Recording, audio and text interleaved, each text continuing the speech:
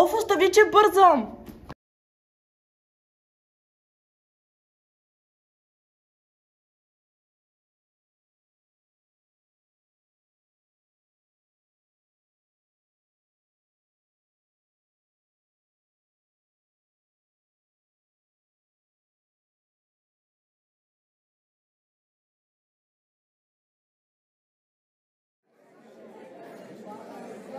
Брат, колко часа?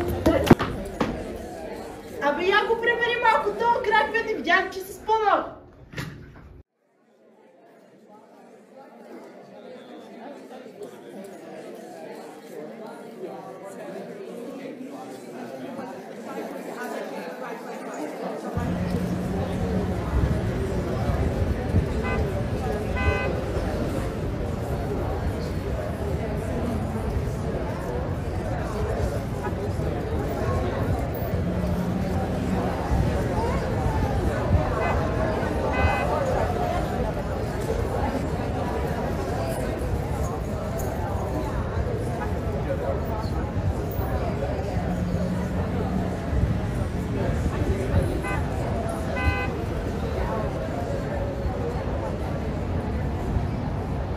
Няма време.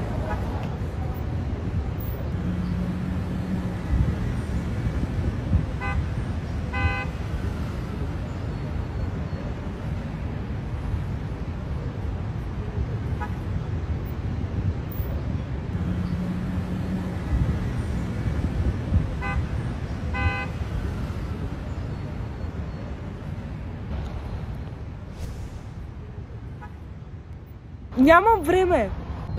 А ако времето няма теб... Живеем ли наистина, когато бързаме? В забързаното ежедневие часовникът ни диктува ритъма. Тичаме към следващата среща, следващата задача, следващия ден. Но в това бързане често пропускаме момента, усмивката на близък човек, мириса на утрото, светлината, която си прочупва между дърветата. Когато бързаме, ние не живеем, ние просто преминаваме. Животът е в малките паузи, дълбокото вдишване, спокойния поглед към света около нас. И може би истинският въпрос е: искаме ли да стигнем по-бързо някъде или искаме да бъдем тук и сега? Тя е момичето, което винаги бърза. Стъпките оттекват по улиците като часовник, който никога не спира. Погледът ѝ е устремен напред, устните ѝ рядко се усмихват, а дъхът ѝ тича заедно с времето. Тя гони нещо, цел, миг, момент, който винаги ще се изплъзва. Докато бърза, света около нея се размива. Смеха на приятели, слънчевите петна по тротуара, тихите мигове на красота остават незабелязани. Всяка крачка е гонене на време, но никога на себе си. И все пак някъде дълбоко тя усеща, че щастието не е в скоростта, а в умението да спреш и да се вслушаш. Тогава въпросът стои пред нея и пред нас.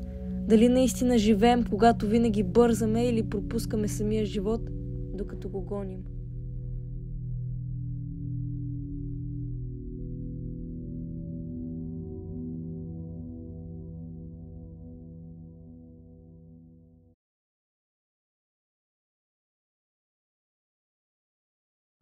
Остави, че бързам! Нямам време! Нямам време! Нямам време! Няма време! Тя е момичето, което не бърза. Върви бавно, с равни стъпки и никога не гледа часовника. Докато другите тичат, тя се спира, за да поеме дълбоко въздух, да усети слънцето по лицето си, да чуе смеха на дете или песента на птица.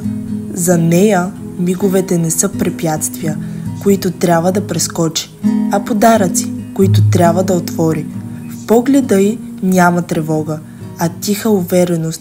Тя знае, че няма смисъл да се надпреварваш с времето, защото животът не е състезание.